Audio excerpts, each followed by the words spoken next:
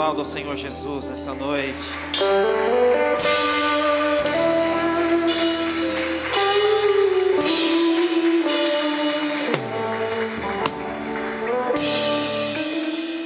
Amém. Boa noite, queridos.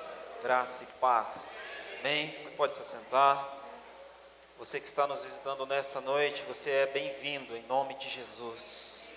Que a bondade do Senhor esteja sobre a sua vida, a sua casa, a sua família. Em nome de Jesus. Amém? Glória a Deus. Louvado seja o nome do Senhor. Juízes capítulo 13. Nós vamos começar por aqui nesta noite. Amém? A palavra do Senhor é fantástica. Ela é tremenda.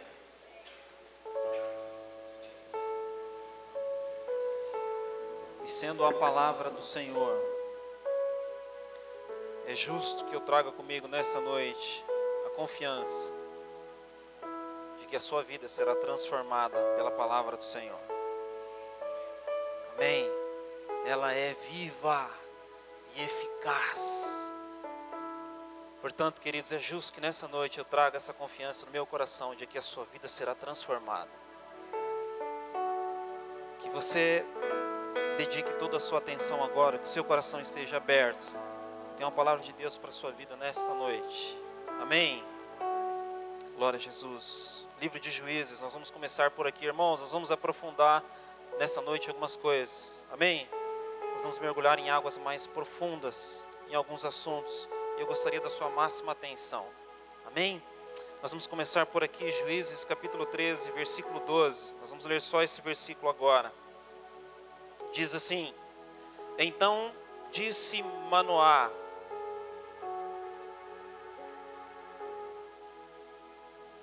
quando se cumprirem as tuas palavras, qual será o modo de viver do menino e o seu serviço? Mais uma vez. Então disse Manoá: quando se cumprirem as tuas palavras, qual será o modo de viver do menino e o seu serviço? Se você puder fechar os teus olhos agora, vamos orar ao Senhor. Pai,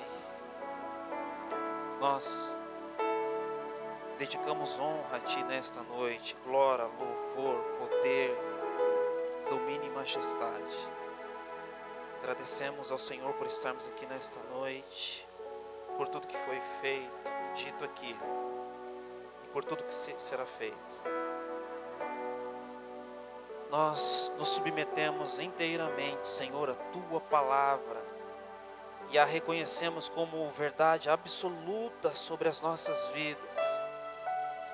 Nós te pedimos nesta hora que haja manifestação da Tua graça neste lugar, que haja manifestação da bondade do Senhor neste lugar, que vidas sejam transformadas, impactadas pelo poder, Senhor, da ministração da Tua palavra.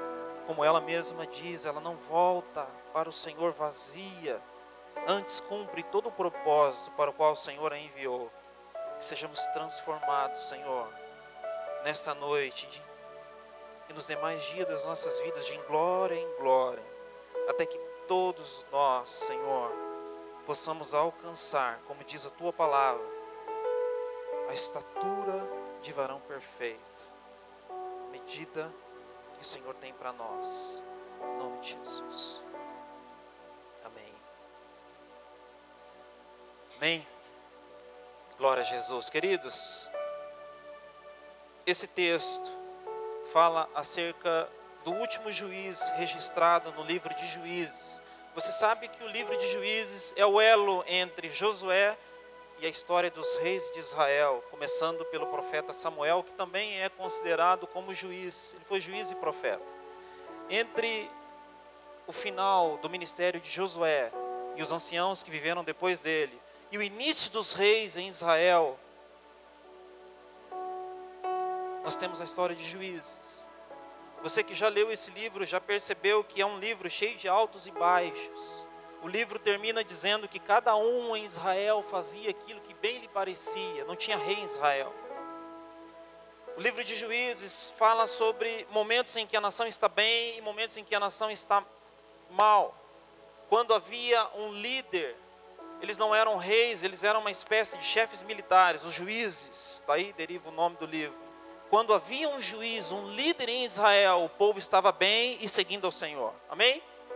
Mas quando esse juiz morria, o povo se desviava, e o livro é todo assim, altos e baixos, ora com Deus, ora sem Deus. O líder morria, eles se desviavam, e esse desvio implicava em eles adorarem outros deuses, implicava em eles seguirem outros deuses. E quando isso acontecia, Deus os entregava nas mãos dos seus inimigos. E assim foi, juiz após juiz, juiz após juiz. Queridos, depois de vários juízes sendo levantados, o que nós encontramos aqui é a instituição do último juiz em Israel, antes que viesse o profeta Samuel, mas aí já em outro livro, Sansão. E o que eu quero chamar a sua atenção nesta noite, queridos, preste muita atenção, amém? Amém? No final tudo vai fazer sentido, amém? O que eu quero chamar a sua atenção é que, diferente de todos os outros juízes que estão narrados nesse livro, a instituição de Sansão como juiz foi diferente. Porque os outros, eles estavam no lugar, eles aparecem na história, Deus envia um anjo e chama aquele homem para o serviço. Por exemplo, uma das passagens muito famosas, Gideão estava malhando trigo no lagar e de repente o anjo do Senhor aparece a ele e o comissiona. E muitos outros, alguns a biografia maior, outros menor, enfim. Mas me parece que no 13º juiz Deus muda de estratégia. Porque se os outros aparecem homens já grandes e Deus comissionando, o Sansão é diferente. Havia uma família em Israel. Quem está me entendendo, diga amém. Havia uma família, eu pergunto isso porque a nossa igreja ela tem a capacidade de fazer um silêncio quase que absoluto. Amém?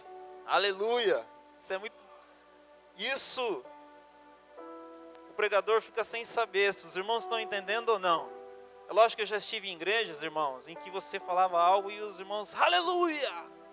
E às vezes não era algo para se dizer aleluia, às vezes era algo ruim, enfim, né? Mas amém. Às vezes você dizia algo complicado, algo ruim, e o povo, né? Nós aqui temos a capacidade, somos, né? Silêncio quase que absoluto, enfim. Deus muda de estratégia. Ele vem a uma família em Israel, cuja mulher era estéril, queridos, e a esterilidade em Israel era considerada uma maldição, um problema, um opróbrio para aquela mulher.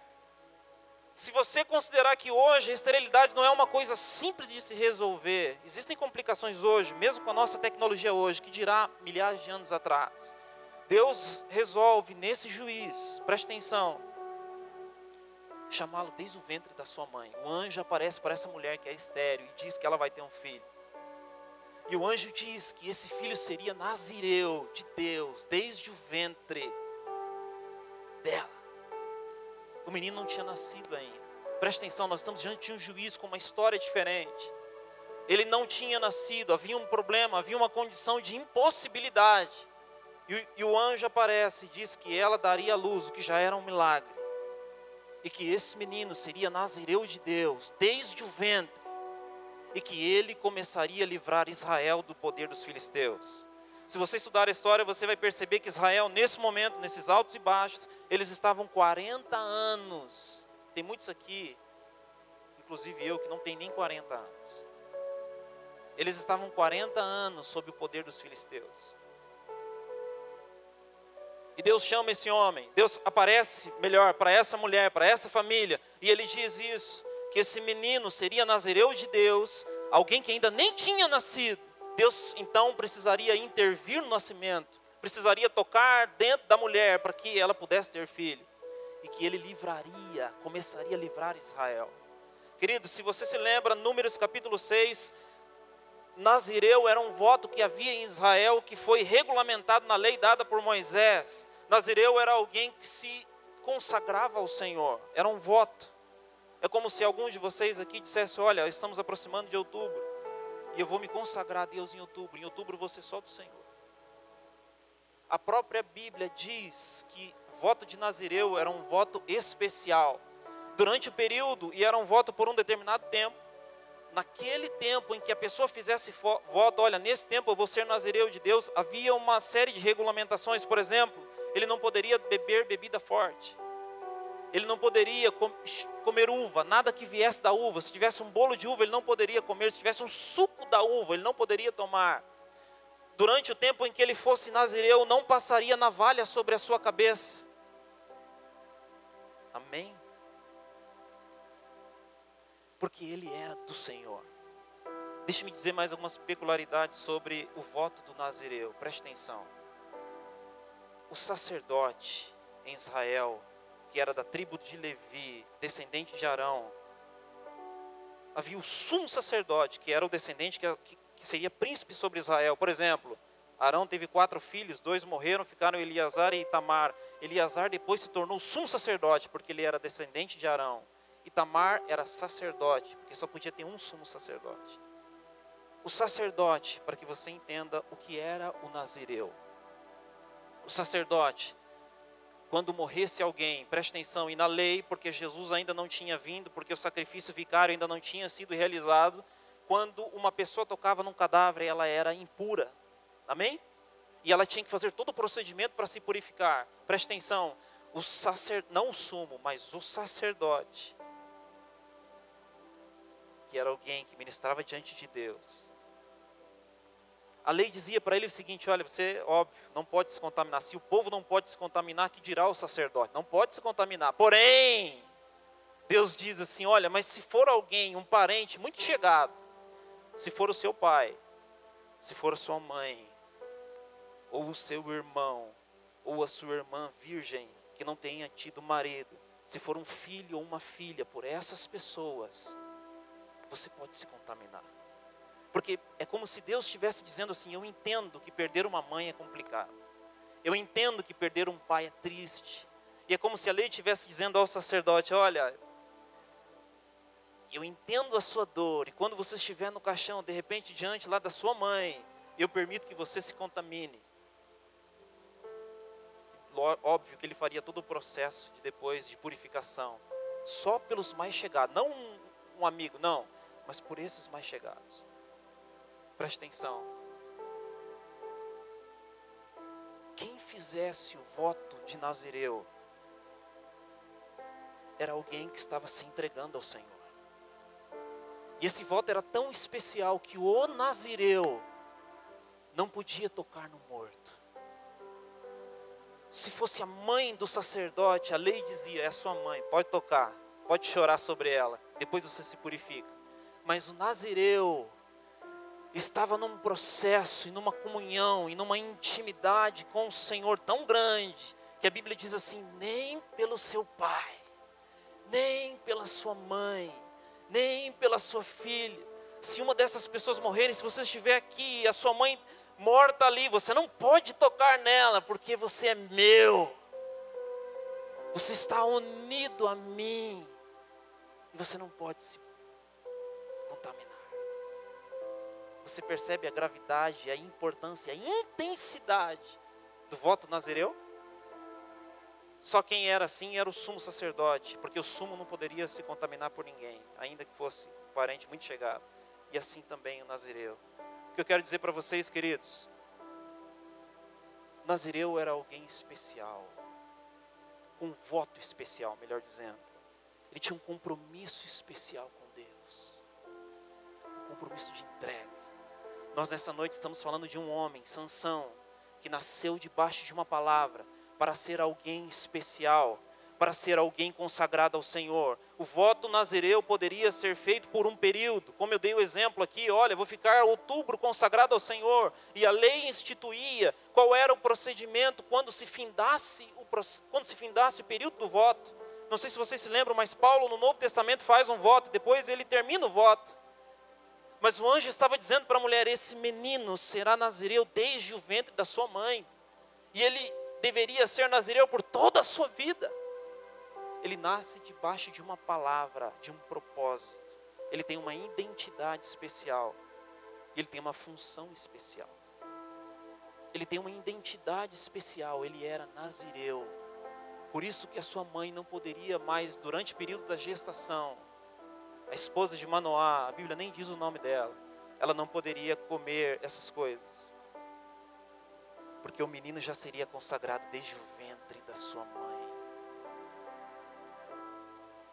Queridos, preste atenção no que eu vou dizer. Tudo quanto foi escrito para o nosso ensino foi escrito. Você é alguém inteligente. Amém? Amém? Você tem a mente de Cristo. Amém? Tudo quanto foi escrito para o nosso escrito foi escrito. Porque você acha que Deus, que o Espírito Santo inspirou alguém a escrever essa história? Para que você tivesse o registro do 13º juiz em Israel e soubesse que em tal ano, que em tal época existiu alguém? Não. Quando essa história foi escrita, Deus pensava, na verdade, em você. Certo, Igor? Para que você tivesse contato com essa história, com essa biografia, e isso servisse de ensino para você. Sansão tem tudo a ver conosco. O nascimento e o propósito que Deus tinha para ele no Antigo Testamento tem tudo a ver conosco. Ele era alguém que nasceu debaixo de um propósito, tinha uma missão especial, e essa é a sua descrição. Você nasceu debaixo de um propósito. Você que entregou a sua vida a Jesus, você que teve o novo nascimento, você que já experimentou, você que foi operado o novo nascimento na sua vida. Esse novo nascimento, você nasceu de novo para alguém, para pertencer a Ele. Você nasceu para ser de Jesus. Quando você nasceu novamente, queridos, o motivo do seu nascimento é ser um nazireu dele para todos os dias da sua vida. Você não é um nazireu como no Antigo Testamento, porque não existe mais contaminação sobre você. Se você tocar em algo imundo, você não se torna imundo, aquilo se torna diferente, porque Jesus está em você. Mas você nasceu debaixo de um propósito, você tem uma identidade especial, e você tem uma função especial. Amém? Mas recebereis poder ao descer sobre vós o Espírito Santo, e sereis minhas. Você tem ideia do que é ser testemunha de Jesus? Você tem um propósito, você tem uma identidade. Queridos, é por isso que o diabo não pode tocar em você. Porque você nasceu de novo. E agora você é filho do Altíssimo. E toda vez que o diabo chega perto de você, existe uma marca em você. Que marca é essa? É a marca do seu pai. Você pode estar dormindo, você pode estar distraído, ele pode vir nas suas costas, não importa, ele não pode tocar em você, existe um limite de distância. A palavra do Senhor diz que ele anda ao nosso derredor, porque ele não pode chegar e tocar em você. Você pode dormir tranquilo, despreocupado, nenhum demônio vai entrar em você durante o momento que você estiver dormindo, não vai. Ele não pode tocar em você, um maligno não toca. Ele não toca em você, por quê? Por causa das suas qualidades? Não, por causa da sua identidade. Você é filho. Você é filho. E queridos, eu estou falando sobre isso nesta noite. Eu quero tomar o exemplo de Sansão para as nossas vidas. Porque o que era a maneira, a palavra e a missão debaixo da qual Sansão nasceu tem muito a ver conosco. E o que eu quero chamar a sua atenção é a atitude de um homem visionário. É a atitude de um homem que tinha visão. É a atitude de um homem de fé. É uma atitude de um homem que não se estranharia se o nome dele estivesse na lista de Hebreus 11. Porque é um homem que agiu com fé. Um homem que teve visão. Um homem, queridos, que enxergou além. O nome dele é Manoá, pai de Sansão. A pergunta, o versículo que nós lemos nessa noite, fala da pergunta que esse homem fez ao anjo. Preste atenção, ele não tem dúvida que, como o pai de João Batista que titubeou, puxa, mas será, como será, e não sei o quê. Não, esse homem creu, cumpram-se as tuas palavras. Amém, é como se ele dissesse, eu creio. Mas a preocupação dele era o seguinte: qual será o modo de viver do menino e o seu serviço? Irmãos, grave essa pergunta no seu coração. qual será o modo de viver do menino e o seu serviço?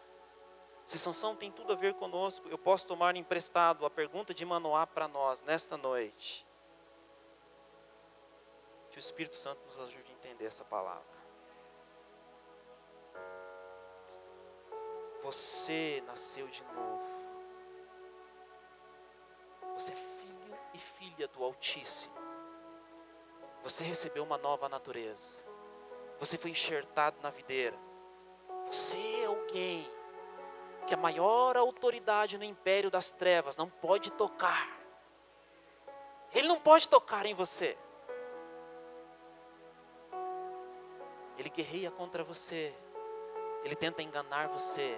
Ele tenta seduzir você. Mas ele não pode tocar em você. A pergunta que se faz hoje é: qual é o modo de viver de alguém assim? Qual é o serviço de alguém tão poderoso assim? Como se vive alguém que recebeu essa natureza? Como vive alguém que foi reconciliado com Deus, a tal ponto de as Escrituras afirmarem: quem tentará acusação contra os escolhidos de Deus? Se é o próprio Deus que os justifica. Quem, queridos, vai intentar acusação contra você se é Deus que justifica você? E a pergunta é: como é que alguém assim vive? E como é que alguém assim trabalha?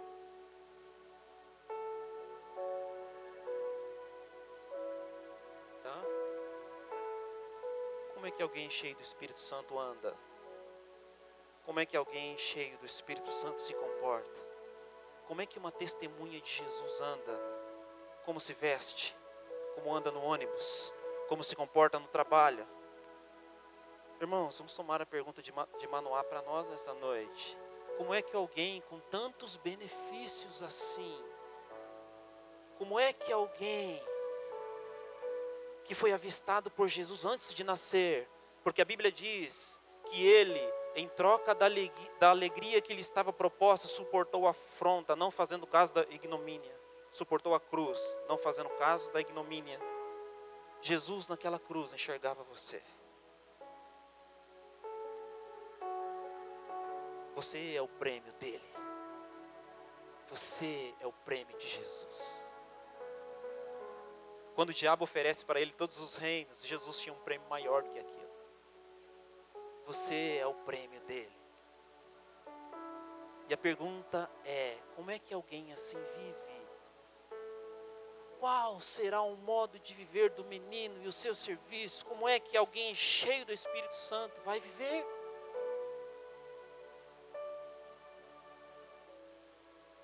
Amém? Esse silêncio maravilhoso, aleluia.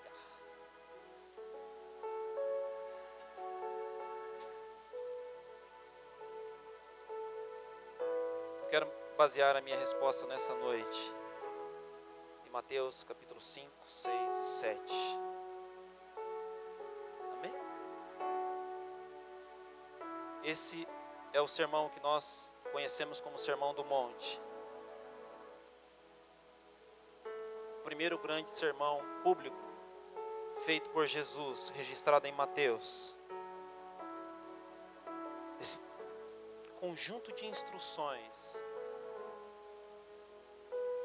nos serve para responder a essa pergunta: como é que vai viver o menino e a menina? Como é que se vive alguém assim? Nós podemos encontrar a resposta em Mateus capítulo 5, Mateus capítulo 6 e Mateus capítulo 7, conhecido como o Sermão do Monte. Existem tesouros nesses 3 capítulos, sobre os quais nós poderíamos passar meses aqui estudando.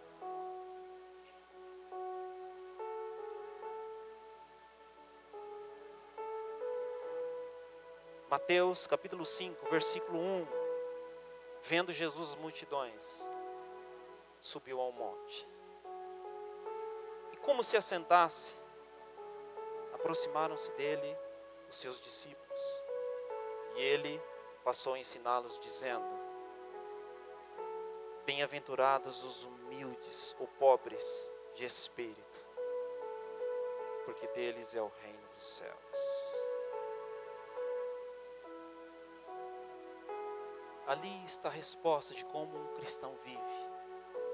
3 capítulos. Eu queria fazer algumas considerações sobre esses 3 capítulos. Eu não vou conseguir cavar muito essa noite, é impossível. Numa única bem-aventurança, a gente poderia passar uma noite falando sobre ela. Mas eu quero te dar uma visão um pouco mais aprofundada disso tudo. Primeira consideração que eu gostaria de fazer: existem algumas pessoas que afirmam que o que está nesses 3 capítulos não é possível de se viver agora, que é algo por futuro, que é algo durante o milênio, que são aqueles 1000 anos em que Jesus vai reinar na terra. Amém, queridos? Haverá um dia, nós estamos aguardando, em que Jesus voltará novamente e Ele vai pisar a terra. No arrebatamento o Senhor não pisa, nós nos encontramos com Ele nos ares, mas no milênio Ele pisa e Ele estabelece um governo na terra. Esse governo durará 1000 anos. Nesses 1000 anos, Satanás será preso. Alguns irmãos têm até dúvida: ele está preso ou solto? Irmãos, ele está soltinho da Silva. Por aí. Ele só não pode tocar em você porque você é filho, mas ele toca em várias outras pessoas. Satanás será preso. Jesus estabelecerá o seu reino, e a base desse reino será em Jerusalém. É a cidade do grande rei. Jesus virá e Ele vai reinar 1000 anos. Ele terá domínio sobre toda a terra, porque vai ser Jesus governando não uma nação, Ele vai governar um mundo. O diabo estará preso. Ninguém vai ser tentado a pecar, porque o Messias estará reinando no trono. A palavra do Senhor diz: porque o Messias estará na terra reinando, Ele não permitirá dano algum em todo o seu reino. Já disse isso aqui várias vezes. É por isso que o leão não poderá mais despedaçar um boi, porque o Messias está sentado no trono. Nenhum dano poderá haver, nenhum animal vai caçar o outro. O boi comerá erva, assim como o leão vai comer erva, assim como o boi. Por isso que nesse período, uma criança colocará a mão na cova e a serpente não terá autorização para picar, porque o Messias está sentado no trono.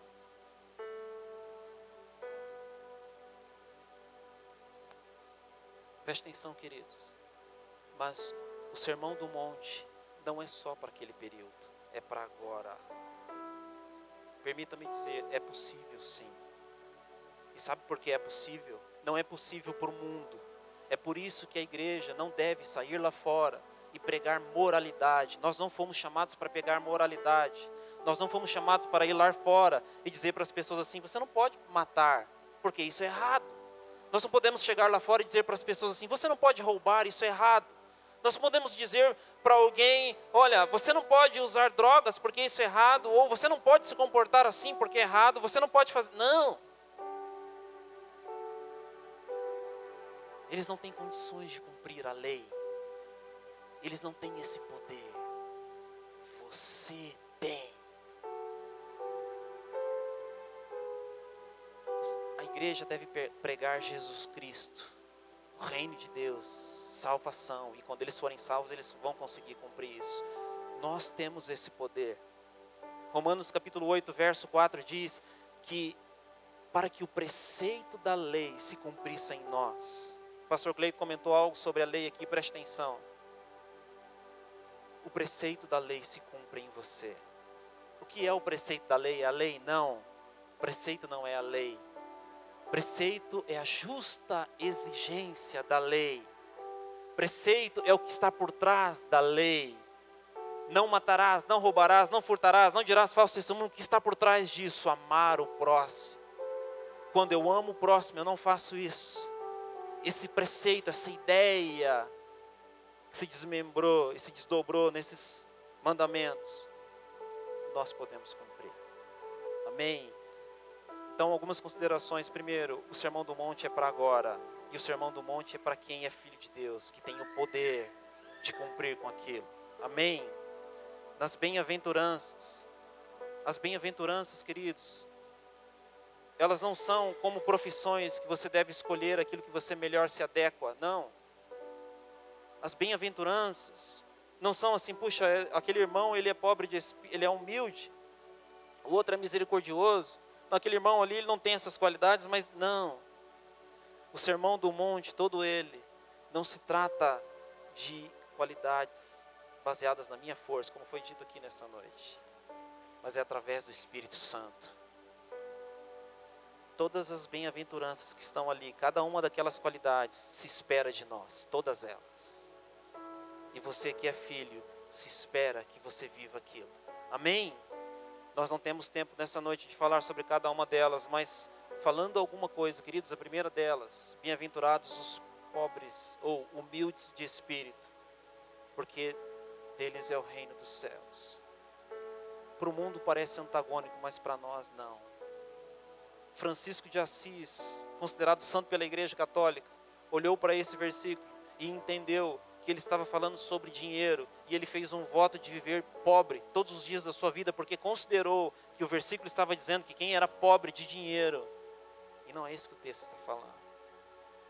Todos nós, queridos, precisamos entender que nós devemos ser pobres em espírito. A palavra traduzida para pobre aí é pitocos. Pitocos é o pobre miserável. Pitoco é aquele que sempre necessita. O que Jesus está falando são qualidades dos crentes, dos cristãos.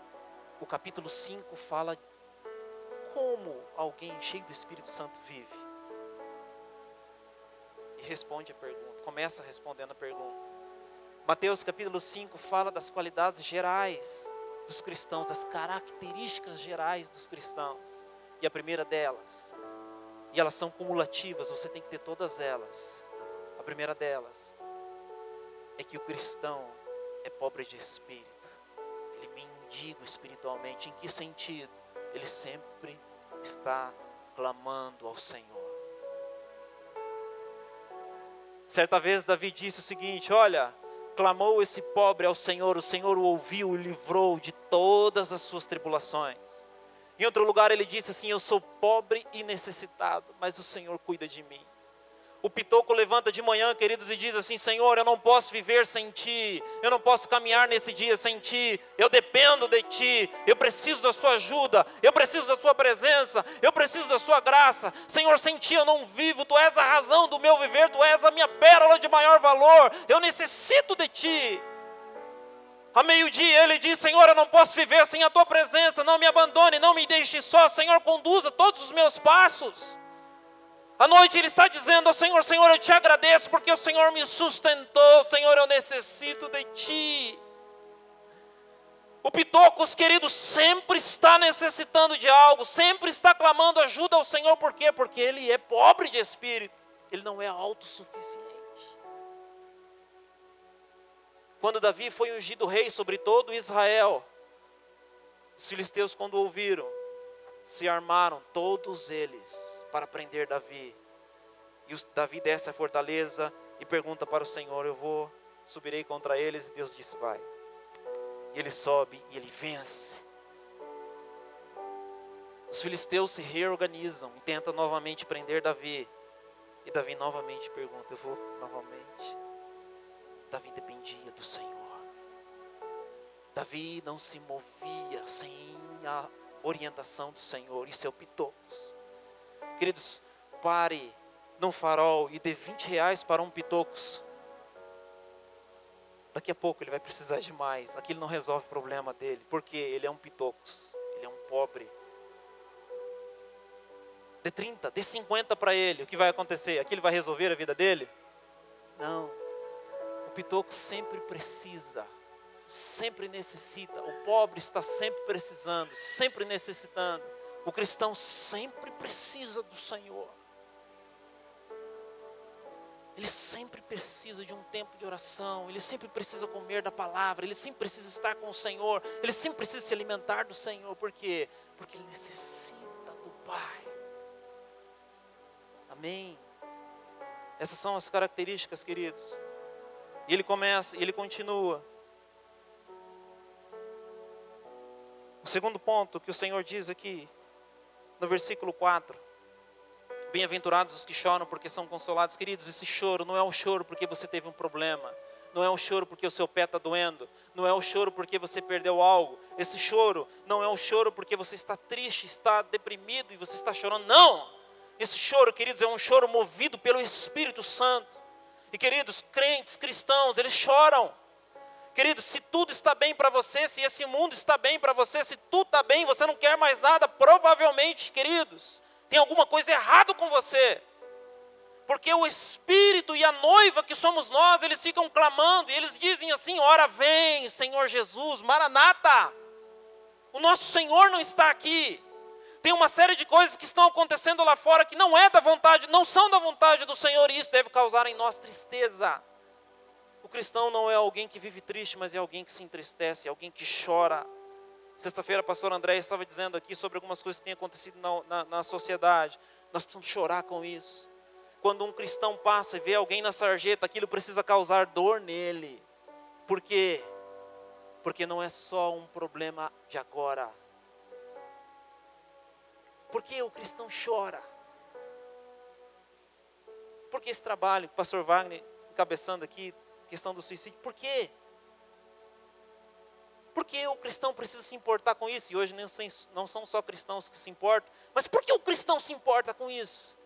Porque o cristão sabe que uma pessoa na sarjeta, uma pessoa nas drogas, ele está sofrendo agora, mas o cristão sabe que ele está destinado a sofrer durante toda a eternidade. Isso causa dor, tristeza. Certa vez eu ouvi um pregador dizendo o seguinte, ele disse assim, dessa forma: olha, não venha me dizer, você que tem parentes que não são cristãos, não venha me dizer que você os ama, se você passa horas em frente à TV, e você não gasta tempo de intercessão por eles. O cristão, queridos, chora por uma série de coisas. Essas pessoas não estão sofrendo só agora, e elas não estão privadas só do básico para o ser humano viver agora, não. Todo drogado que morre de overdose, toda pessoa que está presa pelo vício da droga, ela morre, além de ter passado uma vida miserável nessa terra, se ela não se arrependeu, se ela não entregou sua vida a Jesus, ela está condenada a viver uma vida eterna de sofrimento. O cristão sabe, queridos, você sabe que quem mais ensinou sobre o inferno foi Jesus. No Novo Testamento, se você procurar referências sobre o inferno, quem mais falou sobre o assunto foi Jesus. É óbvio que ele não falou para quem não era convertido, mas ele falou muito sobre o inferno. Em Marcos capítulo 9, ele cita um texto de Isaías, e ele fala o seguinte sobre o inferno: Geena, o seu verme nunca morre. Quando uma pessoa vai para o inferno, quando ela for condenada ao inferno, quando ela queimar no lago de fogo e enxofre, quando ela ouvir aquelas palavras do Cordeiro: apartai-vos de mim, maldito, porque eu não vos conheço. Quando ela for para esse lugar, queridos, que foi preparado para o diabo e seus anjos, queridos, ela nunca mais vai sair dali. E ao contrário do que as pessoas que se matam pensam, que elas estão acabando com o sofrimento, queridos, ali não é o fim do sofrimento, ali é o sofrimento perdurando durante toda a eternidade. A ponto do Senhor Jesus dizer o seguinte: olha, o seu verme nunca morre, o sofrimento não vai acabar. Então, quando o cristão enxerga alguém nessas condições, ele chora. Quando nós nos deparamos com situações que não são da vontade do Senhor, foi isso que a pastora estava dizendo aqui na sexta, queridos, isso precisa causar choro em nós. O Senhor Jesus chorou pelo menos 3 vezes, está narrado nas Escrituras que o Senhor Jesus chorou. Ele chora diante de Lázaro, ainda que ele sabia já o que ele iria fazer, ele chora. Ele chora diante de Jerusalém, sabendo que Jerusalém seria destruída décadas depois. E no livro de Hebreus, o escritor diz que ora ele com grande clamor e lágrimas, ele também chora.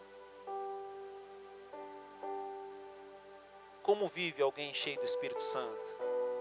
É uma pessoa pobre de espírito. É alguém que chora. Nem tudo pode estar bem sempre para nós, porque o nosso Senhor não está aqui, queridos. Ele não está aqui.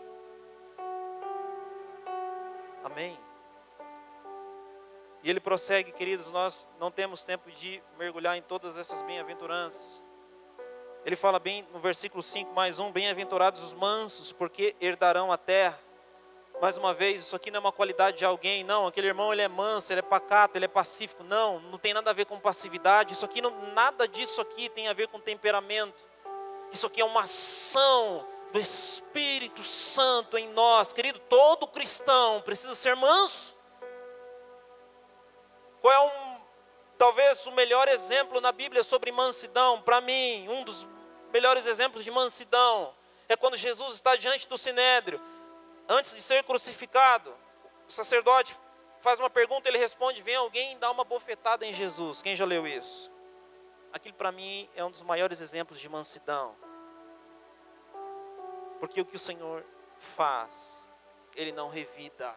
Ele responde, mas Ele não revida. Se eu falei mal, dá testemunho do mal. Mas se eu falei bem, por que me feres? Quando alguém te prejudica, qual é a sua resposta? Quando você é ultrajado, o que você faz? Quando a moça do caixa te responde mal, qual é a sua reação? Qual é o seu reflexo? Quando você recebe uma palavra, quando alguém te maltrata, quando você vai no departamento público e a atendente não está nem aí para você, qual é a sua resposta? Quando alguém fere você, como você responde? Essas são características que nós, queridos, precisam fazer parte da nossa vida. Amém? Eu não consigo entrar em todas elas. Do versículo 3 ao versículo 10, nós temos a descrição do caráter do crente. Como é o caráter do cristão? São características. Do versículo 11 ao 12, nós temos o relato de qual é a reação do mundo diante do caráter. Sabe o que o mundo faz? O mundo persegue, porque a luz incomoda as trevas. Amém? O mundo se incomoda com isso. O mundo não se sente bem com isso. Amém, queridos? O mundo começa a perseguir, assim como, queridos, Ismael perseguia Isaac. Por quê? Porque Isaac era o filho da promessa. Nós somos perseguidos também, e o Senhor nos fala sobre isso. Do versículo 17 ao 48, o Senhor nos ensina, preste atenção, o Sermão do Monte tem uma lógica, ele está organizado, ele está te levando para algo, amém? Do versículo 17 ao 48, ele fala do crente, do cristão, diante da lei de Deus e os seus requisitos. Ele fala sobre retidão, fala sobre homicídio, divórcio, adultério, como se deve falar. Ele fala a respeito do próximo. Aquilo que o pastor Cleide estava falando aqui a respeito da lei, queridos. O Senhor Jesus, nesses versículos, está nos ensinando o que Ele espera do cristão. Qual é a característica do cristão? Todo o capítulo 6 de Mateus vai falar sobre a vida do cristão diante de Deus, como alguém que está submisso a Ele, em total obediência. Preste atenção, o capítulo 6 nos mostra que o cristão é alguém que tem consciência que ele está diante do Senhor. Então, as atitudes que nós temos, a maneira como nós oramos, a maneira como nós jejuamos, queridos, a maneira como nós damos esmola, elas têm que refletir a ideia, nós precisamos entender que nós estamos diante do Senhor. Quando você der esmola, quando você ajudar alguém, o que Jesus está ensinando é o seguinte: o cristão precisa saber que ele está diante do Pai. Então, ele não pode fazer como o fariseu e fazer de forma que todos estejam vendo o que ele está fazendo. Ele tem que fazer meio que escondido. Não saiba a mão esquerda ou direita que faz a outra. Ele vai lá e ajuda, ninguém está sabendo. Porque ele tem consciência de que ele está diante do Pai. O Pai está olhando para ele. Como é que o cristão jejua? Jesus ensina qual é o procedimento, como uma pessoa cheia do Espírito Santo jejua, como é que uma pessoa cheia do Espírito Santo jejua? Em secreto, ninguém sabe. Porque os fariseus entravam numa festa como nós tivemos aqui ontem, e ele chegava assim: irmãos, obrigado, 6 meses sem refrigerante. A outra irmã oferecia um doce: não, obrigado irmãos, eu estou na benção, vou ficar 1 ano sem comer chocolate. Outras vezes os fariseus, eles ficavam assim com os seus rostos tristes, né? Triste, deprimido. Chegava alguém: o que aconteceu? Eu estou de jejum, estou na benção, estou sem comer aí já 2 dias. Estou buscando, sabe, né, irmão? Não pagar o preço. Não acontece, né? Irmãos, o cristão, os olhos do Senhor estão sobre ele. Quando um cristão jejua, o ideal é que ninguém saiba. O que o Senhor ensina? Olha, fique bem. Você está 2 dias jejuando, unja a cabeça, né? Se perfume, fique bem. Sorriso no rosto. Mas aí ninguém vai saber, é essa a ideia. É o seu Pai que está vendo, não são os demais. Amém. É no capítulo 6 que ele vai nos ensinar que o cristão é o tipo de pessoa que não pode se preocupar com as coisas dessa terra. O cristão é o tipo de pessoa que não se entrega à ansiedade. O cristão é o tipo de pessoa que prioriza o reino. Ele está submisso ao Senhor. Por isso que ele busca o Senhor e o seu reino em primeiro lugar. O reino de Deus e a justiça em primeiro lugar. Não é que ele não corre atrás das outras coisas, mas ele prioriza o reino. Tudo isso é a resposta da pergunta de Manoá para nós hoje. Amém? Aleluia. Além disso, no capítulo 7, nós temos a descrição do cristão, como vive, sabendo que ele está constantemente sobre a análise do Senhor. E, portanto, ele deve andar no temor do Senhor. É no capítulo 7 que nós vamos encontrar a instituição dizendo o seguinte: não julgue. Se você for pedra hoje, aleluia. Amém?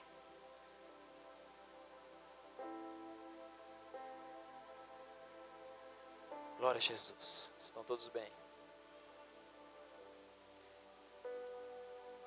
É no capítulo 7 que ele diz: não seja pedra hoje, porque se você for pedra hoje, amanhã você vai ser vitrine. Irmão, isso é lei, é fato. O cristão é aquele que sabe que ele está diante do Senhor.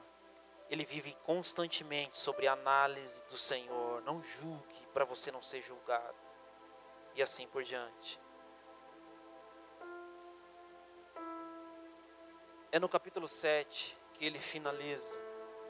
E ele termina dizendo, depois de todo esse discurso, que sobre 2 tipos de pessoas: quem ouve, pratica, e quem ouve e não pratica. Quem ouve e pratica é aquele que constrói a sua casa sobre a rocha, cava, constrói na rocha. Quem ouve e não pratica é aquele que constrói sobre a areia. Sopraram os ventos, correram os rios, houve tempestade, combateram sobre as 2 casas. A que estava sobre a rocha permaneceu, a que estava sobre a areia caiu. Ele termina o sermão falando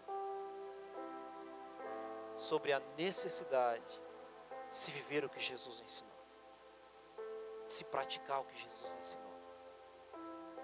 Amém? Nós temos a necessidade de vivermos essas palavras. Preste atenção, queridos. Você será experimentado. Você vai ser experimentado. O vento vai soprar, meu irmão. Vai ter tempestade. Os rios vão correr. Não tem como fugir disso, não tem como orar contra isso, não tem como dizer para Deus, Deus me livra disso, isso vai vir, porque isso veio para um e veio para outro.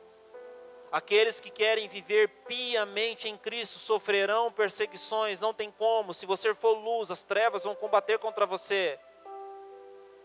A questão não é essa, a questão é se nós praticamos aquilo que está sendo dito ou não. Preste atenção, queridos, nós não podemos ser pessoas cristãs, pessoas que não guardam a palavra, pessoas que não guardam isso, pessoas que querem saber talvez só de um movimento, mas elas não se entregam à meditação da palavra. Eu falei para vocês que a própria Bíblia diz que tudo quanto foi escrito para o nosso ensino foi escrito, sim ou não? Preste atenção, nós começamos falando sobre Sansão, quem está me ouvindo diga amém.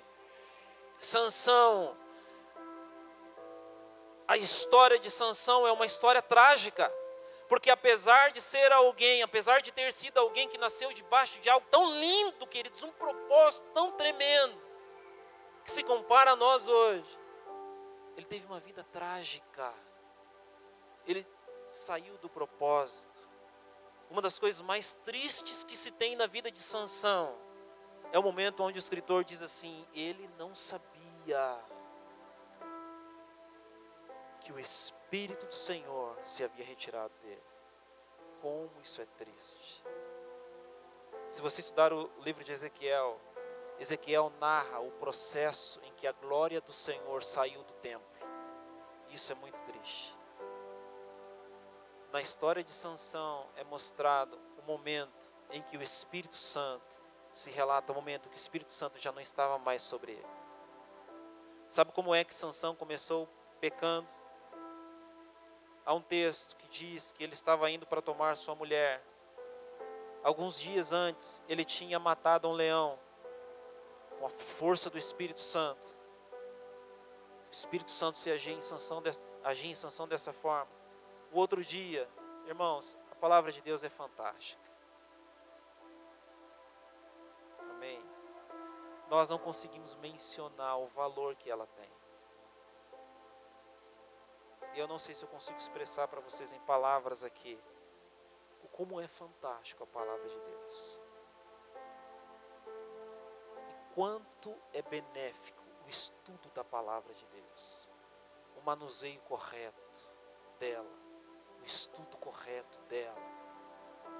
A palavra de Deus é tão tremenda, queridos, que ela penetra em lugares, separa juntas e medulas, amém? Ela é uma espada afiada de 2 gumes. Juntas e medulas tem a ver com a estrutura externa do osso e o que estava dentro do osso. Uma espada comum na época não penetrava dentro do osso. Fazia o corte na pele do soldado inimigo e chegava até o osso. Mas uma espada de 2 gumes era capaz, dependendo da intensidade do golpe, de penetrar dentro do osso. Preste atenção nisso. A Bíblia é fantástica. O texto diz que Sansão estava descendo para tomar a sua esposa. Preste atenção, uma das traduções dizem assim: Sansão se apartou do caminho para ver o que tinha acontecido com o leão.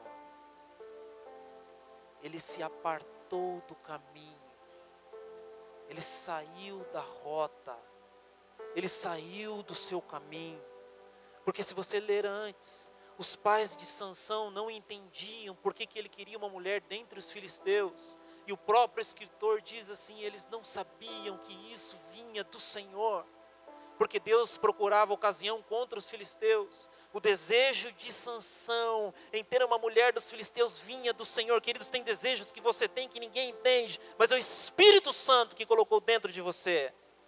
Tem coisas que você se interessa, que os outros olham e dizem, nossa, mas para que isso? Tem coisas, queridos, que você tem interesse e é o Espírito Santo que está traindo você. Tem irmãos aqui, queridos, que se focam numa determinada área. Tem irmãos que focam em outras áreas. Se você conversar com o Alex, ele vai falar muito sobre libertação, certo, Alex? sobre o mundo espiritual, sobre o mover profético. Ele é atraído por isso. Quem colocou esse desejo dentro dele? Tem irmãos aqui que são atraídos por outras coisas. Se você conversar com a minha esposa hoje, ela vai falar muito sobre missões, sobre povos, e tantas outras coisas. Sobre a igreja da China e tantas outras coisas. Quem colocou esse desejo dentro dela? Sansão estava sendo movido pelo Espírito e ele nem sabia. Os pais não entendiam. Tanto é que os pais chegam a dizer para ele: não tem mulher aqui em Israel para você ir atrás dos filisteus? Mas enfim, numa das vezes que ele está descendo para tomar sua mulher, o texto diz exatamente isso, irmãos. Quem está me entendendo, diga amém. O texto diz assim: apartando-se Sansão do caminho, para ir ver o que tinha acontecido com o leão, e chegando lá, ele vê um enxame de abelha e mel sobre o corpo do leão. O que Sansão faz? O que Sansão faz, irmãos? Ele pega do mel e ele come e ele leva para os seus pais. Ele não diz de onde era. Por quê? Preste atenção, Sansão era nazireu de Deus. Ele jamais poderia ter tocado no cadáver do leão, jamais. Por isso que ele não diz para os seus pais de onde era o mel, porque ele toca naquilo que ele não poderia tocar. Tem irmãos que começam a sua queda assim, se apartam do caminho e começam a fazer coisas que não são próprias para ele. Começam a ver coisas na internet que não é própria para cristão. Começam a se relacionar com coisas que não é própria para cristãos. Começam a curtir coisas que não é própria para cristão. Começam a se alimentar de coisas que não é própria para cristão, comprometendo a sua aliança de amor, como foi dito aqui. Ali começa a queda de Sansão. Ele era um nazireu de Deus e ele profanou o seu chamado, tocando no cadáver. Ele desprezou. Não despreze o que está sobre você. Sansão continua na sua vida de pecado. Deus o enviou para casar com uma mulher estrangeira, mas ele se envolve com prostitutas, porque aquela mulher não deu certo e ele se envolve com prostitutas. E depois de se envolver com prostitutas, uma certa vez ele conhece uma mulher chamada Dalila. E ela quer saber o seu segredo, e agora o que Sansão começa a fazer? Ele começa a mentir. A minha força consiste nisso e não era. A minha força consiste nisso e não era. Queridos, a Bíblia é clara e ela diz que o pai da mentira é quem? O diabo. E agora Sansão está se alimentando de um alimento que não veio de Deus. Ele está fluindo em mentira. A minha força é isso e não era. A minha força é aquilo e não era. E ele está fluindo em mentira. Ao contrário do que o Senhor Jesus diz: eu sou o caminho, a verdade. Deus é luz e não há nele treva alguma. Sansão se alimenta agora de mentira. Ele agora flui na mentira. Ele agora tem uma vida de mentira.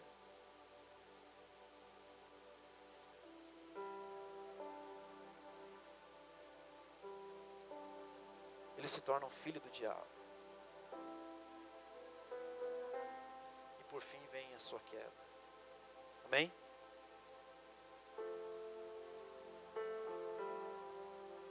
Queridos, quem é que nos garante que nós não teremos o mesmo caminho de Sansão? Quem é que nos garante que nós já não fizemos coisas parecidas com as que Sansão fez? Quem nos garante que nós não nos desviamos do caminho em algum momento, por uma distração? Eu só vou ali ver algo, curiosidade, deixa-me ver algo ali. Isso é um laço do diabo. Eu só vou ver um negócio aqui. Ele sai do caminho. Chega lá, tem uma armadilha, mas ele já está fora do caminho, já está em condição de perigo. E ele tem algo atrativo, mel. Só que a condição dele é uma condição de nazireu, e ele tem mel ali. E ele começa a comprometer o seu chamado. Quantos de nós, queridos, nos desviamos dessas palavras? Quantos de nós nos desviamos das mais diversas maneiras, de maneiras mais agressivas, ou de maneiras negligentes, quando eu e você não gastamos tempo meditando e procurando entender o que o Senhor Jesus diz, nós estamos negligenciando.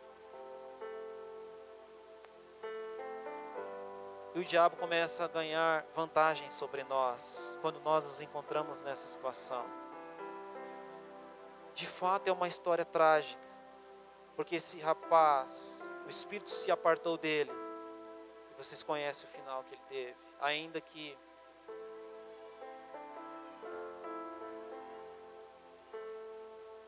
ele no final clama ao Senhor e mais uma vez o Senhor o ouve. Não precisa ser assim conosco. Amém. Essa história foi escrita para que você recebesse instrução e para que você caminhasse de forma diferente. Algo sobrenatural é o que o Senhor fez por nós e nós precisamos corresponder a isso. Talvez, queridos, ao longo da ministração dessa palavra, você se lembrou de coisas grandes ou pequenas, mas que tiraram o foco de você. Talvez um acesso a um site que não era conveniente. Talvez uma ação, talvez uma crítica, talvez um julgamento a um irmão, seja lá o que for, coisas que foram tirando você do propósito. O que é tremendo na história de Sansão é que no final, nenhum detalhe em vão na palavra de Deus, amém? No final, as suas tranças voltam a crescer, amém? Eu não sei em que condições você entrou aqui nesta noite, não sei qual é a sua condição agora, mas você que pertence a Jesus, você pode voltar novamente à rota. Não importa se você se desviou poucos metros ou se você se desviou quilômetros, você pode entrar na rota novamente. Mateus capítulo 5, 6 e 7 fala sobre você. E a palavra em alguns momentos funciona como um espelho. De repente você viu o espelho de 3 capítulos nessa noite de forma, eu não consegui entrar muito a fundo em tudo porque não dá. Mas você olhou para esse espelho e você disse, puxa, essa não tem sido minha atitude. Talvez em alguns momentos você tenha feito que nem Josué, com todo respeito eu digo isso. Josué certa vez foi enganado porque ele não consultou o Senhor. Alguns homens vieram fazer um acordo com ele e a Bíblia diz categoricamente, ele não consultou o Senhor. Em outro momento, e ele errou por causa daquilo. O povo queria apedrejar os líderes de Israel. Em outro momento, Josué ouve quem está à sua volta e não ouve o Senhor. O texto diz, olha, que eles iam enfrentar Ai, que era a segunda cidade, e aqueles que estavam ao redor de Josué disseram o seguinte, olha, não mande todo mundo não, vai cansar o povo, cidade pequenininha, mande só uns 3.000 e vai dar tudo certo. Ah, irmão, se Josué tivesse consultado o Senhor, aqueles homens foram derrotados. Se Josué tivesse consultado o Senhor, talvez, quantos de nós estamos vivendo uma vida assim, com altivez, com autossuficiência, com pouca dependência do Senhor? Queridos, as coisas na maneira de Deus são diferentes. Aqueles que estavam ao redor de Josué disseram assim, olha, mande lá uns 3.000 homens, e vai dar tudo certo. Eles foram, erraram, Deus revelou o motivo, quando ele buscou a Deus, havia pecado, enfim. O pecado foi resolvido, Acã foi morto, enfim. E agora, eles deveriam voltar lá. E a instrução de Deus para Josué foi o seguinte, toda a gente de guerra, todos os soldados, toda a sua força, não apenas 3.000.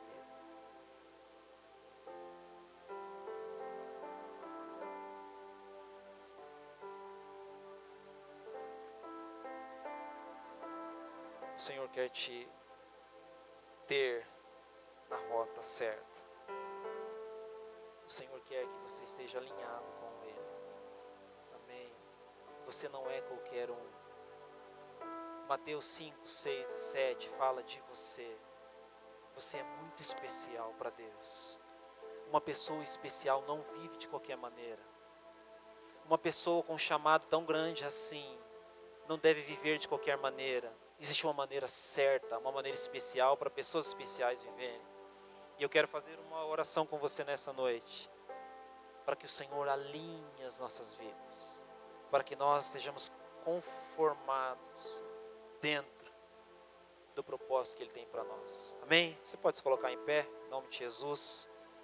Eu gostaria de te convidar, se você quiser, para nós orarmos todos juntos. Se você puder sair do seu lugar, vir aqui à frente.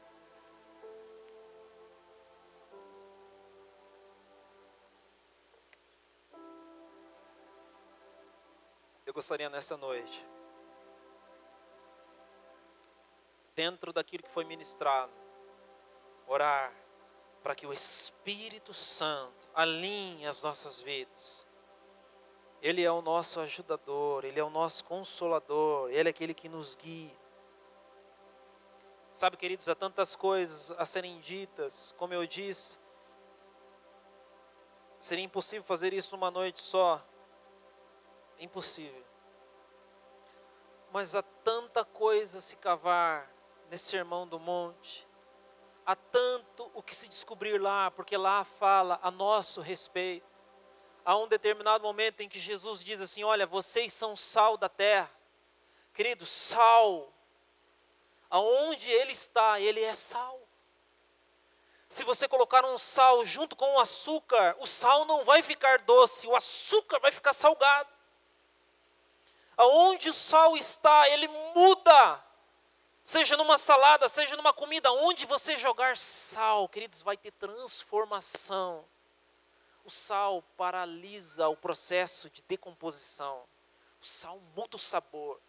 O sal transforma. O sal muda, mas ele não é mudado. Assim é você. Você é sal. E tantas outras coisas.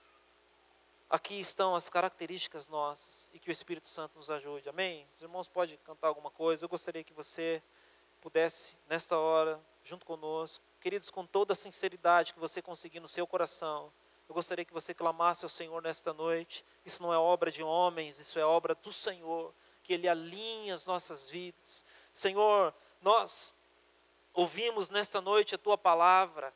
Senhor, nós ouvimos as instruções, nós meditamos, Pai, sobre aquilo que o Senhor Jesus nos ensinou. Nós vemos aqui, Senhor, de forma mais genérica, Senhor, aquilo que o Senhor ministrou no Sermão do Monte. E a Tua palavra, Pai, é como um espelho para nós. Nós aprendemos aqui, Senhor, nesta noite, que essas qualidades, são características que o Senhor espera de nós, como Teus filhos. Senhor, eu quero orar a Ti, nós estamos aqui em oração nesta noite, pedindo a Ti, que o Senhor transforme as nossas vidas, muda, Senhor, a nossa realidade, muda, Senhor, a nossa consciência. Nós oramos, Senhor, nessa noite para que haja um alinhamento das nossas vidas. Senhor, tudo aquilo em que nós nos distraímos, tudo aquilo, Senhor, em que nós saímos da rota, assim como Sansão se apartou do caminho, quantos de nós, Pai, saiu da rota, saiu do caminho, se distraiu, talvez até com uma bênção, porque foi através do Espírito Santo que aquele leão foi morto, mas agora Sansão está se distraindo com aquilo que o Senhor tinha feito. Sansão agora, Senhor, estava se distraindo, estava fora da rota, talvez, Senhor, se embriagando com aquilo que o Senhor tinha feito. E aquilo foi só o começo da ruína dele. Sansão se envolveu em mentiras. Sansão se envolveu com mulheres que, Senhor, prostitutas. Não era isso que o Senhor tinha para ele. Quantas vezes, Pai, nós nos envolvemos, Senhor, com coisas que não são adequadas para nós, coisas que não são coerentes com aquilo que o Senhor fez para nós. Quantas vezes, ó Pai, nós nos envolvemos. Quantas vezes nós nos distraímos. Sansão se alimentou da mentira. Pai, quantas vezes nós nos alimentamos de lixo, coisas que o mundo produz, coisas, mentalidades mundanas, e nós nos enfraquecemos, e nós, Senhor, vamos nos enfraquecendo. Senhor, foi questão de tempo, e Dalila conseguiu o coração de Sansão, porque ele já estava perdido e longe da Tua presença. Que essa seja uma noite também, Senhor, de reconciliação. Uma noite, Senhor, de volta ao caminho, de volta ao propósito. Nós queremos andar no Espírito, queremos ter, Senhor, uma vida no Espírito. A Tua palavra diz: se nós vivemos no Espírito, andamos também no Espírito. Senhor, eu peço a Ti nesta noite que haja aqui cura, libertação, restauração. Levanta, Senhor, o abatido, aquele que está fraco, aquele que está doente, aquele que não tem mais forças. Quantas pessoas aqui, Pai, não tem mais forças? Quantas pessoas aqui, Senhor, precisam de ajuda para se levantar? Espírito Santo, é o Senhor quem nos coloca de pé.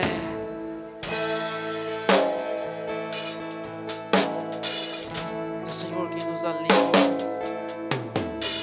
Tu és bem-vindo aqui em nosso coração.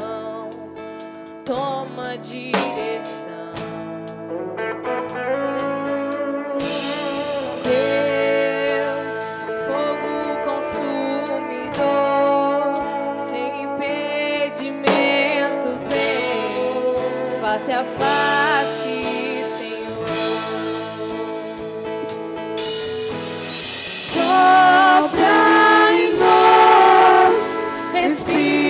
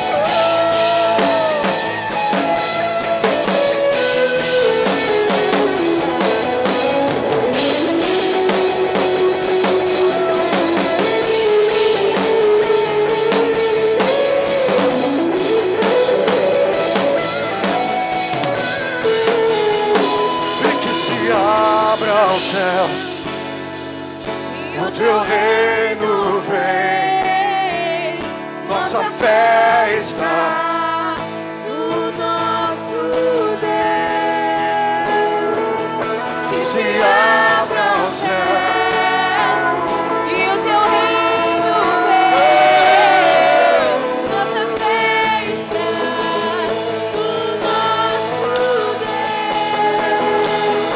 E que se abra o céu, o teu reino vem, nossa fé está no nosso Deus.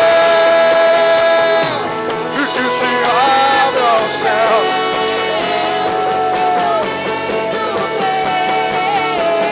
nossa fé está no nosso Deus.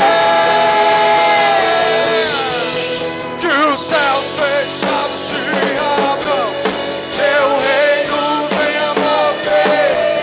A nossa fé e esperança está em Deus. Que os céus venha mover. A nossa fé e esperança está em Deus. Os céus fechados se abram, teu reino venha mover. A nossa fé e esperança estão em Deus. Que os céus fechados se abram. A nossa fé e esperança está em Deus.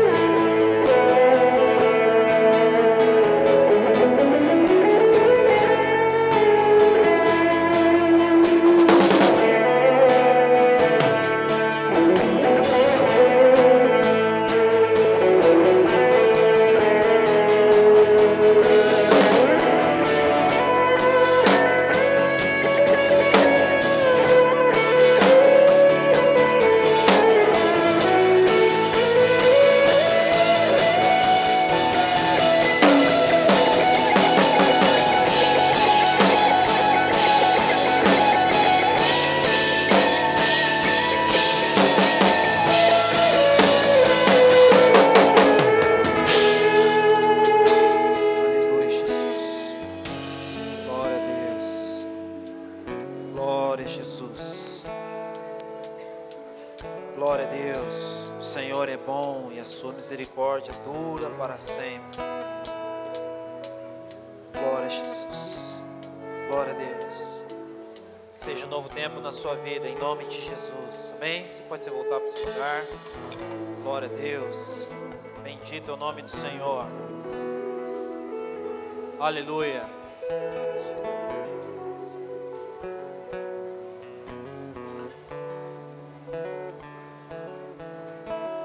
Amém. Queridos, preste atenção aqui. Eu quero encerrar com 2 versículos. Não precisa abrir, só ouça.